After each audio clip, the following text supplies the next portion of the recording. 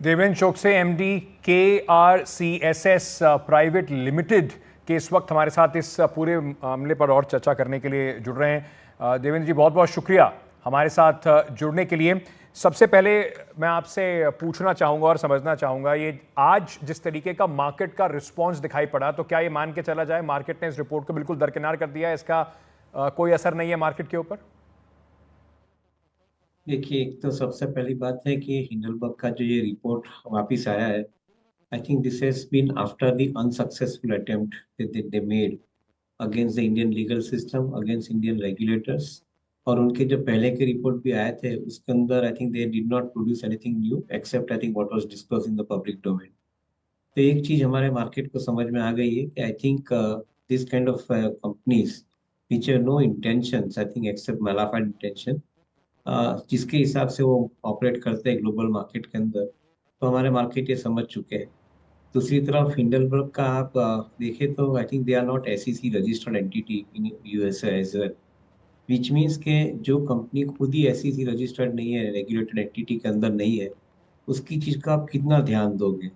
और वो चीज कितनी वक्त वो भी बताए, तो उसके ऊपर आप कैसे उसको इम्पोर्टेंस दोगे। तो मेरे ख्याल से मार्केट संभल चुका है, मैच्योर्ड हो चुका है, और ये चीज के ऊपर आई थिंक कोई ज्यादा ध्यान नहीं देता है। हाँ, जरूर ऐसी भी कोई भी इंफॉर्मेशन आती है तो उसके ऊपर ध्यान देते हैं, बट उसके ऊपर रिएक्ट नहीं करते हैं।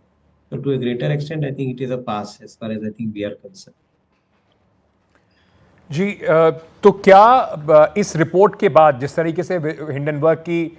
जो विश्वसनीयता है उसके ऊपर जब बात की जा रही है और कहा जा रहा है कि ये बहुत विश्वसनीय नहीं है, क्या आपको लगता है कि जो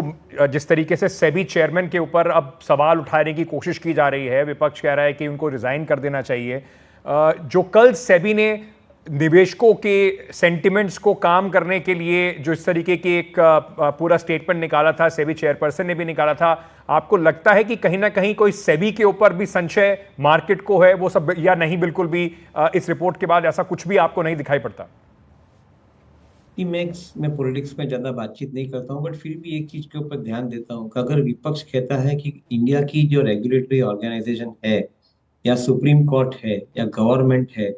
उनको कोई भी आदमी का रिसर्च रिपोर्ट पब्लिश होने के साथ में रिजाइन कर देना चाहिए, तो मैं ऐसा समझता हूँ कि विपक्ष को भी मैच्योरिटी दिखानी चाहिए। अगर हिंडलबर्ग जैसी कंपनी जो US SEC के अंदर भी रजिस्टर्ड नहीं है, उसकी बात को आप मान के पूरी रेगुलेटरी सिस्टम को बेफाम ब्लेम करोगे, और उसकी बात को मान के आप सुप्रीम कोर्ट को ब्लेम करोगे, उसकी बात को मान के आप कंपनियों को ब्लेम करोगे, तो ये तो कोई लिमिट नहीं हुई। आई थिंक क्रेडिबिलिटी होनी जरूरी बनती है। कोई भी आदमी कोई भी उंगली उठाए, जरूरी नहीं बनता है कि वो उंगली उठाने के साथ में सब लोग को हम जजमेंट दे देवे और उसको हम लोग यहाँ से सीधे डिस्क्वालीफाई कर देवे। So I think this is not correct approach. अब having said that, I think because ये चीज मैं इसलिए बता रहा हूँ कि इंडिया की, भारत की जो वेल्थ है, वो वेल्थ बनती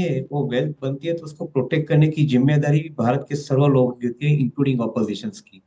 ये वेल्थ बनाने के बाद, वो वेल्थ ग्रो होने के लिए आई थिंक काफी लोग बाहर से आएंगे, असंतुष्ट होंगे, वो वेल्थ को डिस्ट्रॉय करने की मेहनत करेंगे। वो समय के अंदर I think as a country we should remain together whether we are in power और without not we are in opposition. तो ये चीज के ऊपर मैं ज्यादा भार देता हूँ। आई थिंक मे बी ये संदेश आज जाना चाहिए कि आई थिंक कोई भी पार्टी हो, आई think they should operate with a great amount of maturity on the subject. मैं अंत में जाने से पहले आपसे ये पूछना चाहता हूं कि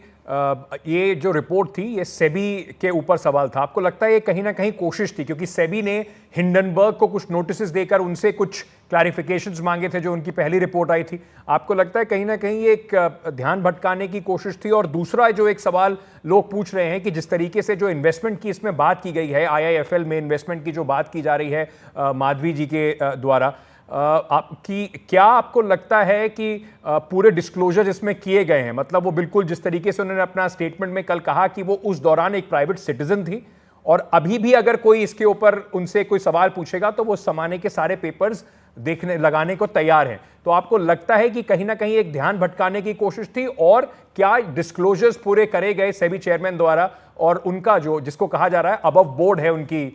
इंटेग्रिटी? आई थिंक काफी हद तक सेबी और इंडिविजुअल्स ऑफ सेबी ने क्लैरिफिकेशन दे दिया है कि उसके ऊपर ज्यादा कोई टिप्पणी करना मीनिंगफुल नहीं है। बिकॉज आई थिंक जो अपने कायदे के साथ में काम होता है वो हिसाब से उन्होंने काम किया है, उन्होंने डिस्क्लोजर भी दिया है। अगर बात ये बनती है कि I think whether Hindenburg has replied to SEBI's notice, जो उन्होंने ये नोटिस नहीं देना जरूरी समझा है, तो दैट मीन्स कि उनके इंटेंशन गलत है। अगर आप सही हो तो इंडियन कोर्ट में आके आपका केस फाइल कीजिए। इंडियन कोर्ट में आके अंदर आपको जिसके ऊपर भी आपको सवाल उठाना है तो सवाल उठाइए, और जो नोटिस आपको भेजी गई है उसके आप आंसर दीजिए। अगर आप एसईसी के अंदर भी रेगुलेटेड नहीं हो तो फिर उसके लिए है दूसरी तो कोई बात नहीं कर सकते, because you are a non regulated entity, you are questioning the regulated entity. जो एंटिटी रेगुलेटेड ही नहीं है और दूसरी एंटी रेगुलेटेड एंटिटी को क्वेश्चन कर रही है, आई थिंक उसका तो कोई मीनिंग ही नहीं सब होता है। तो मैं तो ये चीज के ऊपर ज्यादा भार नहीं देना चाहता। बहुत बहुत शुक्रिया सर हमारे साथ जुड़ने के लिए और इस पर अपनी जो प्रतिक्रिया है वो हमारे दर्शकों तक पहुंचाने के लिए।